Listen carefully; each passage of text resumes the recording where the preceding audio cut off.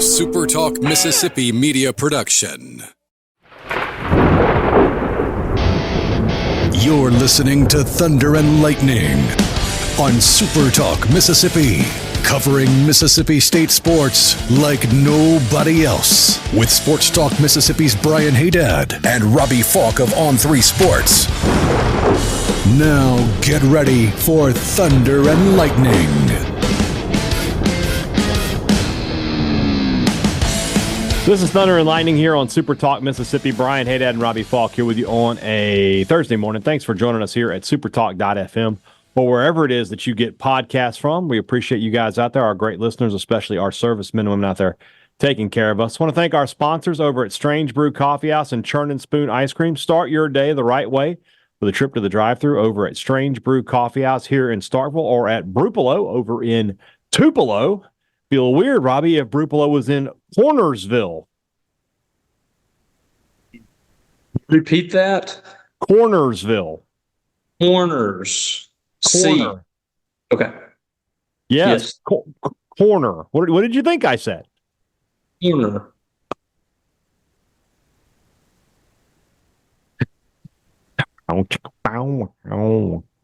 No. Corner. Like at the corner. Corn. Yes, like corn. Corn I'm coming undone. Yes, corn. Yeah, but with a C. Takes a part of me. Exactly. Shout out to Daniel Paulding. Yeah. I hadn't thought about that guy in a long time. Where it would not be weird to find a Strange Brew location is Northport, Alabama, and their new location is opening very soon. It's going to be an all drive-through location, 4 drive-throughs. It's like a Sonic of coffee at that point. They got guys out there, girls out there on skates bringing you your coffee, which could be a horrible idea. Don't do that. It's a terrible idea now that I think about it. So don't do that. But if you're traveling between Starkville and Alabama, between Starkville and Tuscaloosa, you've got another Strange Brew stop to make. Go check out the new Northport location and enjoy Strange Brew Coffee House coffee. Guarantee you it's going to be better than the trip to Checkers that you and I had after State got demolished by Alabama 2 years ago. Have the robot waiter. That was awful. Like, what did you need? Like, hold the robot. I ordered this hamburger, and it was like nothing on it but burger. Yeah. And I told him, I was like, there is no way that's going to be correct. You were correct. And I agreed with you. But she was like, chicken sandwich? Nope. Nah, dog. Nope. No.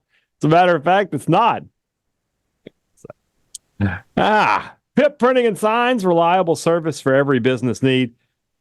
When you need printing, you don't want to go with amateurs. You want to go with professionals. You want to go with people who've been doing it for a long time. How's 30 years of experience in the business sound to you? I'm going to tell you this website, pipridgeland.com, and you're going to look at that website, and you're going to be amazed. Amazed, I said, at the number of services that can be offered to you by Pip Printing and Signs. There's nothing they can't do for your business from a printing, from a marketing, from a graphic and signage standpoint. If you own a business, if you manage a business, you know how important printing is to you, you need to get in touch with Pip Printing and Signs. Call Cam Baker at 601-499-5216. Or, like I said, the website is pipridgeland.com. When you need printing, call Pip today. College Corner, collegecornerstore.com is the place to find the maroon and white merchandise that you are looking for. And you certainly are looking for it. And so, as I always say, it's time to change up. It's time to get new gear, and you're going to do it at College Corner. I'm looking through. I haven't made a decision yet. We got a lot of people who messaged us about watching Thunder and Lightning, trying to get a gift card. I mean, we got some people driving flat out recklessly here. I got to be totally honest with you. I don't know how I feel about that, but I think I know who our winners are going to be. But I will announce the winners for that on tomorrow's show. Pretty amazing that I woke up at like 6:30 this morning. Started looking at my phone. There was like 20 people that had already sent me something. These people are listening to the show at like 4:30 in the morning. Yeah, on the way to work somewhere. Yeah, I'm glad that's not us. Certainly not me. Yes, more power to these people. We and apparently we help them get through their workday in some form or fashion. I'm happy to do it. All right, so I'll announce the winners on tomorrow's show for those two $20 gift cards from College Corner. Restaurant Tyler, Starkville's flagship restaurant for lunch, dinner, or Sunday brunch. The best meal in town is at Restaurant Tyler. This weekend, if you're in town, well, it'll be a little less crowded at Sunday brunch. You might any chance they'll see Robbie Faulk at Sunday brunch this week? What are our Faulk odds? What are the Falcon odds of that? They're probably at 0 again this week. Ooh, that's a shame. I know.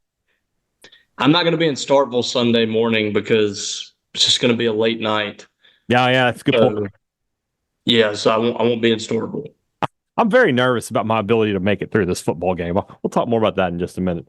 But if you're going to be in Starkville this weekend, any weekend, make sure a trip to Restaurant Tyler is on your to-do list. For the best meal in town, it's easy to find. It's at Restaurant Tyler. 16 Priority One Bank locations throughout Central Mississippi here to serve you. Let PriorityOneBank.com be your guide. Let them show you not only all the locations that are nearby if you live in Central Mississippi, but most importantly, how they're going to help you manage your money, how they're going to help you invest, how they're going to help you prepare for your future. Nowadays, when you have questions about your money, you don't want to have to wait around. You don't want to have to be on hold. You don't want to have to deal with people who don't know what they're talking about. You want to be able to call someone and get a straight answer. That's what Priority One Bank offers you. That small town service, but still with all of the big time financial services that you'd expect from a bank like Priority One. Let Priority One Bank make you their priority. A little later in the show, we're going to talk to ESPN's Roddy Jones. He's on the call this weekend along with Mark Jones for Mississippi State and Arizona State. Wanted to get his thoughts on both teams. But, Robbie, we haven't really had a major league overreaction yet. We haven't had one where like, oh, my gosh, I saw this in week one, and it's completely changed my line of thinking about everything that I ever held dear. So that's like sort of my Colorado last year. Yes, well, no, for some, not for you and I. But let's ask you that question now. Week one, what's the biggest change in the way you thought about Mississippi State that you have now that you didn't have prior to the first game? I just wanted to see it. I wanted to see the offense in action. Mm-hmm. And it's not like I didn't think that the offense was going to be exciting or successful or good. But I'm not going to lie. I didn't say it as much on the show, but I did have in the back of my mind that Mississippi State just can't have an offense that runs with this tempo. They can't have an offense that's throwing the football 50 yards down the field. It's just until I see it, it's not going to happen. So I have a little more clarity on the offense and how it's going to work, and I feel a lot more secure about the offense. I'll feel even more secure if they go to Arizona State and do some similar things there. And then I know that we talked about the defense, and we're still not like super high on that side of the ball, but I thought they were well coached. They seemed to have a plan. They seemed to, be a unit that was, for the most part, pretty consistent and disciplined, and they didn't look like a bunch of guys just running around not knowing what they're doing. So I don't know if I had like a huge takeaway yet, but I do feel much better about the Jeff Lebby era. Like I feel different about this team than I did after week one last year. And the scores weren't all that different between Mississippi State and Eastern Kentucky and Southeastern Louisiana. Mm-hmm. They're 6 points different than they were last year? Yeah. But it just feels a lot different with Lebby after this game than it did with Zach Arnett and Kevin Barbay. Yeah, I tend to agree with you on that. Similar scores, but if you watch the games, they were not the same. They just weren't.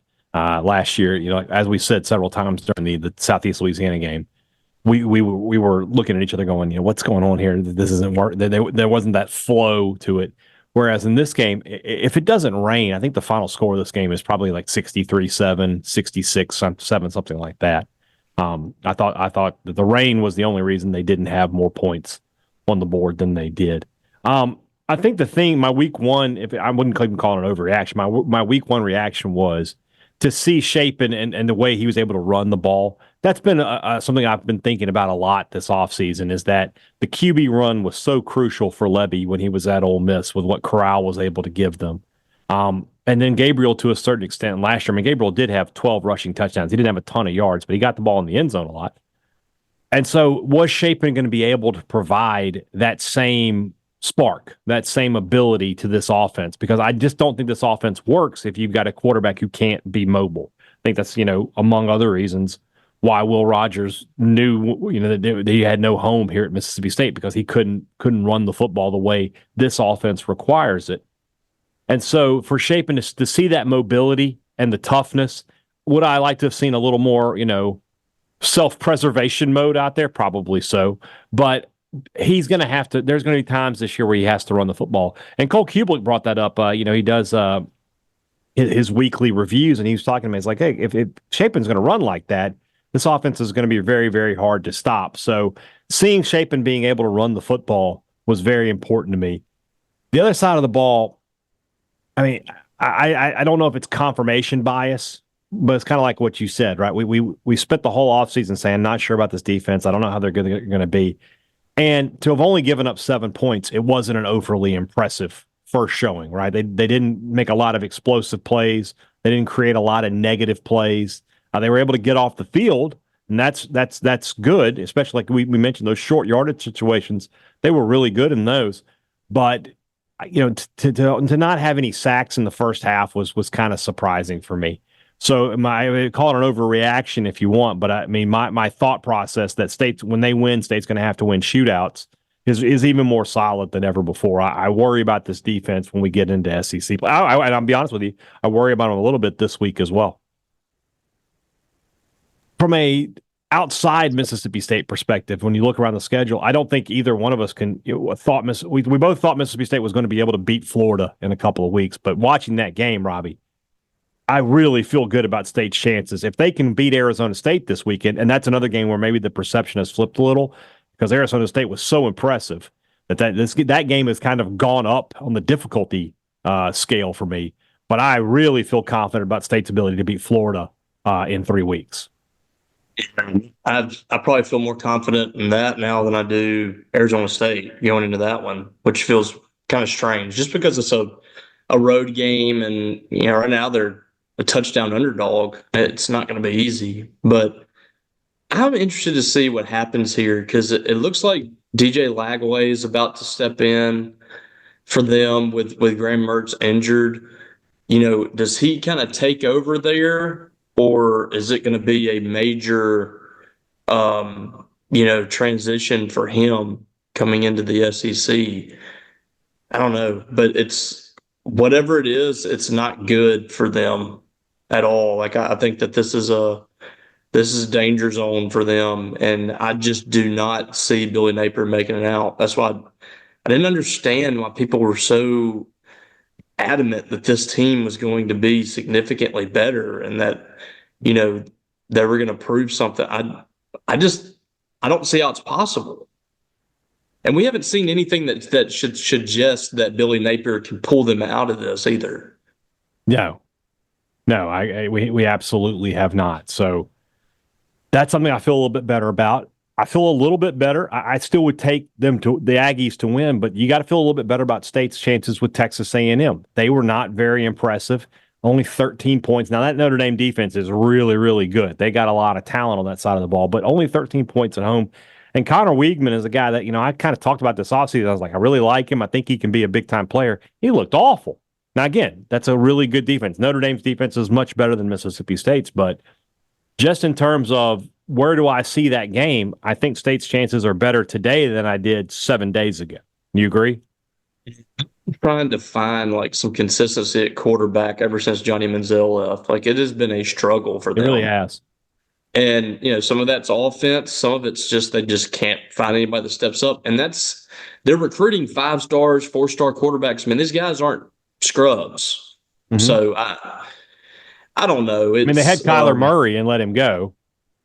Every year, their team is super exciting preseason, and they got all this talent and all that, mm-hmm. and they never live up to their expectations. And most of the time, they don't even come close to it. So, as long as that's the case, I'm going to have Mississippi State in position to win that game. Last year notwithstanding, I think that they have a shot against Texas A&M most years. Is there one player, I mentioned Shapen, is there a player that stands out that you have a different view of after week one? I mean, Kevin Coleman might be that guy. He was I knew he was going to be explosive, but he even exceeded what I thought. Jordan Mosley could be an option there. Is there somebody you're like, man, I wasn't expecting much from them, but they really delivered? Especially to stand out, especially Mosley, who we've talked about so many times as a potential breakout guy. To finally see it, I think that was huge. To take that step forward and actually do it on the field. That's what they've been waiting on. We have not seen that at any point during his career. There was not a point during his career at Mississippi State where he had a 60-plus yard play like he did on the third play of the game. Right. So him kind of becoming a go-to wide receiver for the Bulldogs, I think, is a major development. So he would definitely be up there for me, I think. I'm trying to think anybody on the defensive side. Isaac Smith, I think. That's a good choice. We've had high expectations for him, but last year, he got ran over against LSU that game, and whoever it was, I think it was LSU. He didn't have like a standout moment, and that was a guy that you were expecting to do big things, and some people were already ready to kind of throw him out. And now he's your leading tackler the other day. He looks like he is in his element at that box safety position, the field safety. He really looks like he fits that to a T. That's going to be a guy that is going to come up, he's going to strike you, he's going to defend the run really well, he's going to defend the middle of the field. I like Isaac Smith a lot, and I think he has a chance to be a breakout star for State. Yeah, Isaac Smith is a really good choice from you. That he 11 tackles in the first game. That's really impressive. I thought that he was very good. Need to see it, maybe a little bit more from him in pass coverage, and you'll have that opportunity this weekend. Arizona State, we're obviously go much greater detail tomorrow when we do the 3 Ps, but 499 yards of offense, and it was almost split down the middle with passing and running. So this is a very balanced offense, at least in week 1 of the season for Arizona State. We'll be interested to see how they attack Mississippi State. We'll talk more about that on tomorrow's show. Let's move into the rest of the show. That's brought to you by our friends over at the Mississippi Beef Council, who want to remind you that beef, it is what's for dinner. If you're cooking out this weekend, nothing beats the sizzle of beef on the grill. You got all day to cook.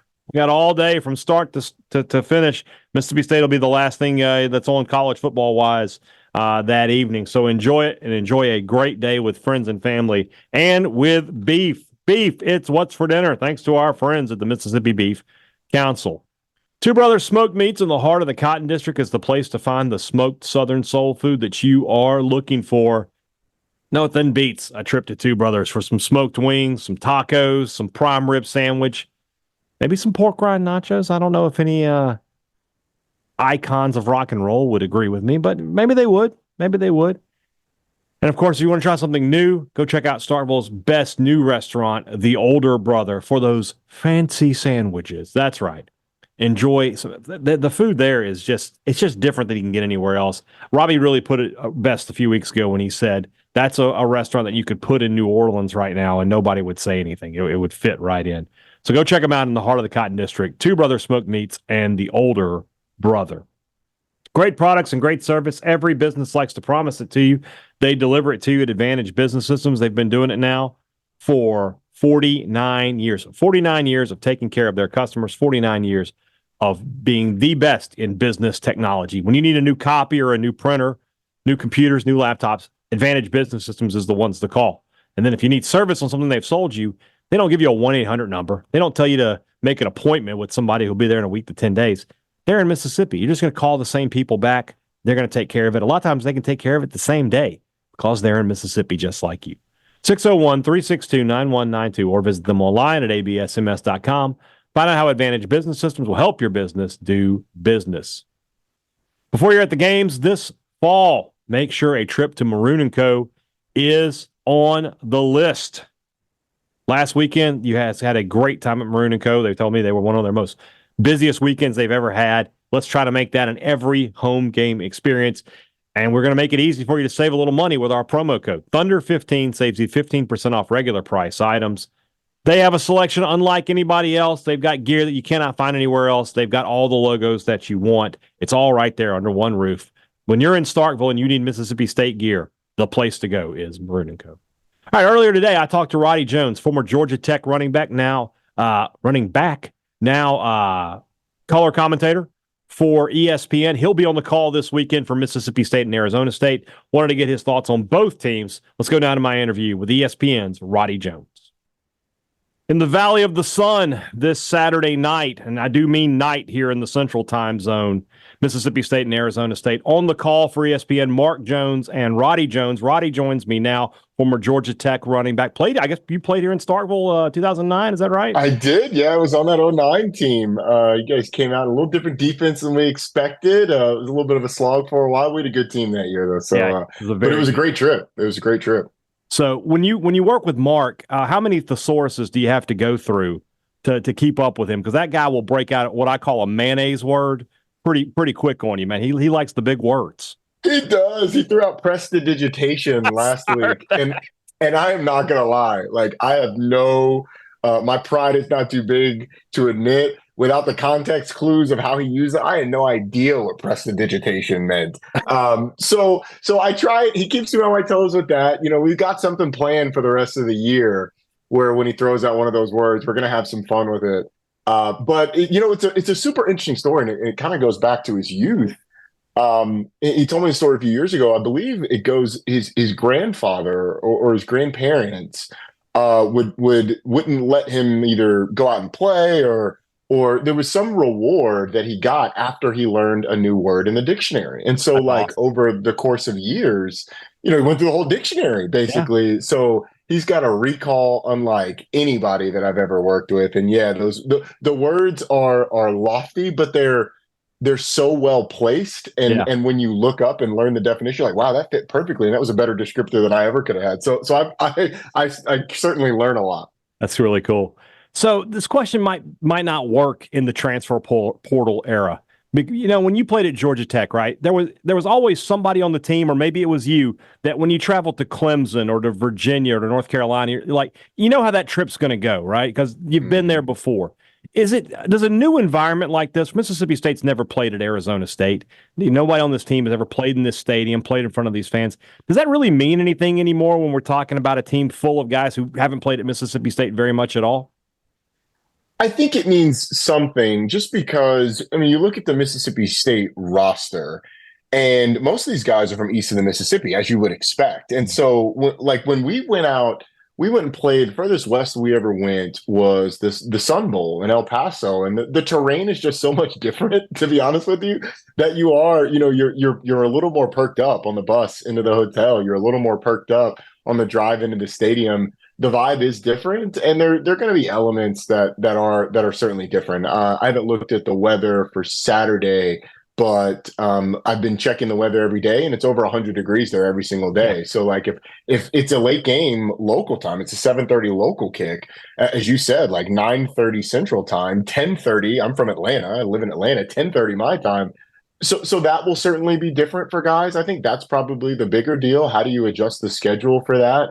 And if guys like to go on a walk outside, for late games would go on just a little walk around the hotel. We weren't allowed to go anywhere, but just a little walk around the parking lot in the hotel. It's going to be smoking hot when guys do that.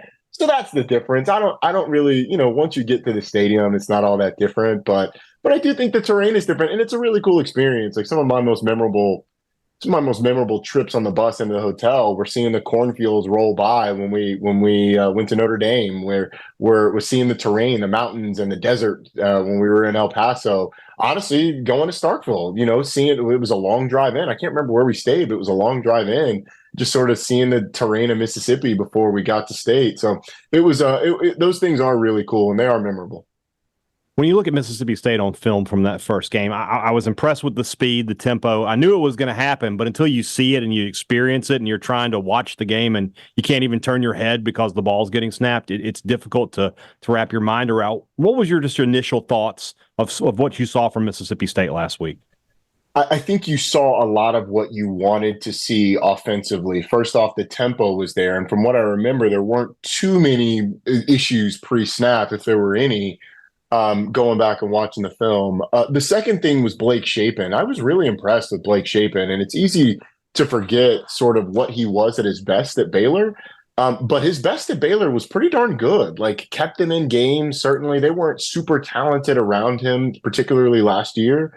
But his accuracy, his ability to drive the ball down the field, I thought was really impressive. He seemed comfortable in the offense. He moved a little better than I remembered. I would like to see him slide. Like, I don't want him taking all those hits. But I think what you wanted to see was the operation of the offense, the ability for the quarterback to deliver. You mentioned the speed on the outside. I do a lot in ACC territory with ACC Network and ACC Radio, so I paid a lot of attention to Kevin Coleman last year at Louisville. Like, he's a real player for this Mississippi State team. I was really impressed with the speed of Mario Craver, especially as a true freshman. I would imagine Jeff Lebby, I don't know how much, like, if he'll play every snap. I don't know if there'll be packages, but I would imagine Jeff Lebby is designing up ways to get him the ball. Jordan Mosley was fantastic. So I think the receiving core really stood out, along with Blake Shapen's ability to deliver the football. And with those two things together, certainly in the SEC, it gets more difficult. It's not going to look like Eastern Kentucky, but like, those are guys that have real speed and real talent. And so I think it plays some in the SEC as well, and they'll be able to move the ball and put up some points. You mentioned Shapen and some receivers there. One thing I was surprised by on Saturday was State didn't have more explosive plays in the run game. You know, with this offense, I think it gets a misnomer sometimes that it's a wide open passing game. It is really at its heart a running offense. That's what he was able to do at Ole Miss and at Oklahoma. Were you surprised that they weren't more explosive in the run game than they were against an FCS opponent?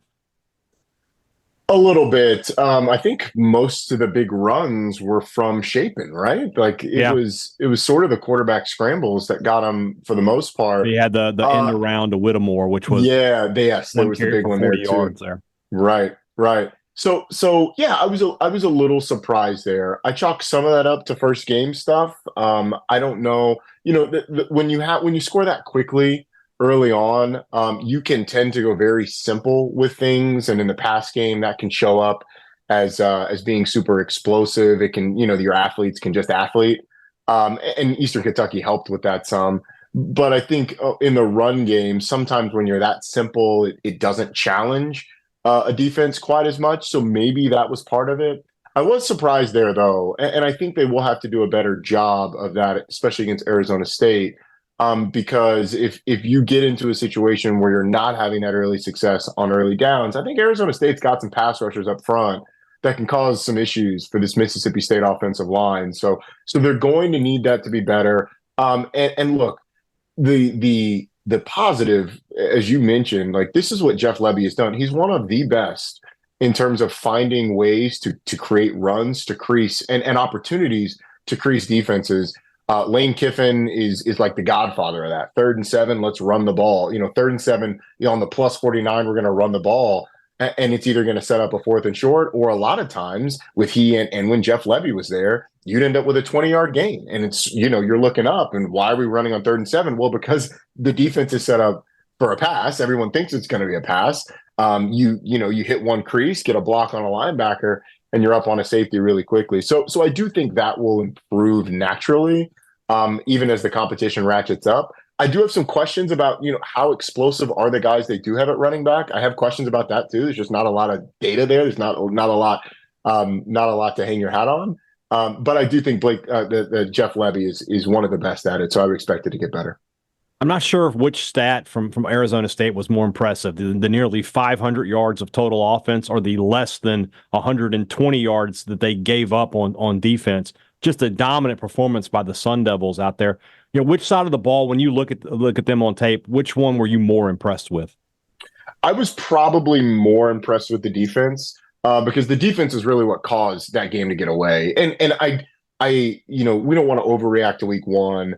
Arizona State looked really good. It's a team that's got aspirations of making a bowl game, and I think they've got the talent to be able to do it. That game got away from Wyoming really early, and I think there was a little bit of shell shock on Wyoming's part. They've got a new head coach. They threw a pick six on like the second play of the game, and then they threw another interception on like 2 drives later. Arizona State goes down and scores. That game was 21-0 before you could blink. Like, before Wyoming even had a chance to take 2 sips of Gatorade, it was 21-0. And so I do think that the dominance was sort of a lot of the dominance was because of the way the tone was set early. That being said, I was really impressed by the defense. They've got some really long, athletic guys on the back end. Shamari Simmons, their nickel, was their MVP on defense a year ago. 6 foot, 195-pound nickel, but he plays longer. Like he plays like a 6'2", 6'3" guy. He just covers a ton of ground and is able to is a really good tackler as well. He's our leading tackler a year ago. And I mentioned a couple of pass rushers. I thought Clayton Smith, number 10, and Elijah O'Neal, number 15, did a really good job getting after the quarterback against a Wyoming team that's probably not built to drop back as much as they did. The offense was impressive. I thought Sam Levitt was pretty good for him. Started a few games at Michigan State last year, played a little bit, but being the starter coming in, he looked comfortable in that offense run by Marcus Arroyo. But I was more impressed by the defense. If I did the math right, Arizona State with 499 yards of total offense, so right at the 500 mark, but really balanced. 258 passing, 241 on the ground. If you're Mississippi State, which side? What you're more concerned with, the running game or the passing game for the Sun Devils? I don't think you can let them have it both ways. So I would be more concerned with the run game. A lot of that is this is an offense that wants to get the ball to their playmakers in space. Cam Scatterbo, number 4, and Jordan Tyson, number 0, were really the two guys that they tried to force feed last week. And I would anticipate that going forward, they will continue to do that. They've got some other players, and they use a ton of personnel groupings. They use a ton of personnel groupings, and those personnel groupings don't always match the picture that you get. So, for instance, there's a play down near the goal line last week. They're inside the 5-yard line, and they're in 23 personnel, 2 backs, 3 tight ends. Well, both of the backs are lined up next to each other, one at quarterback, one at running back. There's 2 tight ends. One is in line on the right side of the line of scrimmage. The other one's a wing on the right side of the line of scrimmage. And then you've got a receiver, which is actually a tight end. One of the tight ends is split wide to the left off the ball, and the quarterback split wide to the right on the ball. So that picture doesn't look like 23 personnel. One of the tight ends is split, quarterback's out, 2 running backs in the backfield. It just makes you think a lot because you get the card that says 23. You're like, okay, we're going big boy personnel. Let me gear up. Then they're in shotgun with a sidecar running back. You got a tight end out there or a quarterback out there, and you're trying to figure out what the heck's going on. Next thing you know, it's a direct snap, ISO, and the running back's leading through the hole for the other back, and they score a touchdown. They do stuff like that a lot. It's usually not that extreme, but they'll go with some 2 tight end sets with that look like 10 personnel where everyone's split out. They motion those tight ends to try and run the ball a lot, to use them in the run game. So you cannot let them be able to do that and then run the ball, because if they do that, that's when they really start to get rolling. They can go play action, hit you downfield. It's a lot of pro-style concepts in the pass game. Marcus Arroyo's got a long history in the NFL, former head coach of UNLV, but has a ton of connections to the NFL. So you see a lot of that show up in the pass game. But if you're going to ask me, like, what would I rather? I would rather, if you're Mississippi State, that you put it on the redshirt freshman, Sam Levitt, and say, all right, go beat us. We'll test some of these young corners with your receivers and see if we can hold up. It's college football. You only get 12 games a year. These are 2 teams that were picked towards the bottom of their respective conferences. They both would like to go to a bowl game in year 1. So this is a hugely important game for both teams. Can you say it's significantly more important to either team? Is it more important to State, more important to Arizona State, or is it just, hey, this is a must-win for both of these teams? I think it's a must-win for both. However, I think that because of the schedule for Mississippi State, being in the SEC and having that sort of clear division of look, this would be a massive upset with some of these teams, I think it's more important for Mississippi State, because if you're going to get to a bowl game, you got to be 4-0 in the non-con. You got to have Eastern Kentucky, Arizona State, Toledo, and Massachusetts in your pocket. And then it gives you a little bit of wiggle room. You got Florida, you got Arkansas, and you can, if you win both of those games, now you're in a bowl game. If you were to fall to Arizona State, then you look at Florida and Arkansas, you can win both of those, and you're having to beat Texas A&M at home, or you're having to go on the road and beat Tennessee, or you're having to beat Missouri at home, or you're having to go on the road and beat Ole Miss in the Egg Bowl, which all of those, like, it's college football, can happen. but it's not something that you can hang your hat on going into the league, especially because, I count 1, 2, 3 top 10 teams on the schedule right now. Yeah. Tennessee ranked, Texas A&M. Are they still ranked? They might still be ranked after last week. They're still ranked. Missouri, by the way, haven't even mentioned them. A team that was in the Cotton Bowl last year. So I think it's more important to Mississippi State when you look at Arizona State's schedule. Yes, it's important to them. They get Texas State in the non-con, but it's not as the top is not as strong in the Big 12 as it is in the SEC. So like an at Texas Tech, especially after their performance against Abilene Christian, that looks like a winnable game. Kansas is good, Utah's good, but at Cincinnati, winnable. UCF, we'll see what they bring. I think they'll be better, but winnable. BYU at home, winnable. So I think there's more winnable games, clearly winnable games for Arizona State after this than there are Mississippi State. So I think it's more important for the Bulldogs. We shall see. I'm an old man, Roddy. I hope I can stay up for this one. I'm going to do my best to watch the whole game. I don't know if I can make it. And if not, I'll just have to watch the replay, I guess. Roddy Jones, ESPN. Enjoy your time in Tempe with the Bulldogs this weekend, man. I appreciate your time. I appreciate it. It's my first trip to Arizona State. I'm looking forward to it. I am with you. I got 3 little kids. We go to bed at like 9:30 Eastern time here. So it is going to be a struggle for your boy to try and figure out what my schedule is game day to make sure I'm good to go at 10:30 Eastern. Good luck, man. Thanks a lot. Yeah, I appreciate it. All right, thanks to Roddy. Appreciate his time. Tomorrow's show will be 3 Ps. Preview, playmakers, and predictions for Mississippi State and Arizona State. Huge game for both of these schools, as you heard me talk about with Roddy right there. For Mississippi State, a win would almost certainly give them a great chance at being a bowl team. A loss will make it very, very difficult for them to be one. So a lot on the line for Jeff Lebby in his first road game as Mississippi State's head coach. We'll preview it all tomorrow. Until then, for Robbie Faulk, I'm Brian Hadad. Thanks for listening to Thunder and Lightning here on SuperTalk Mississippi.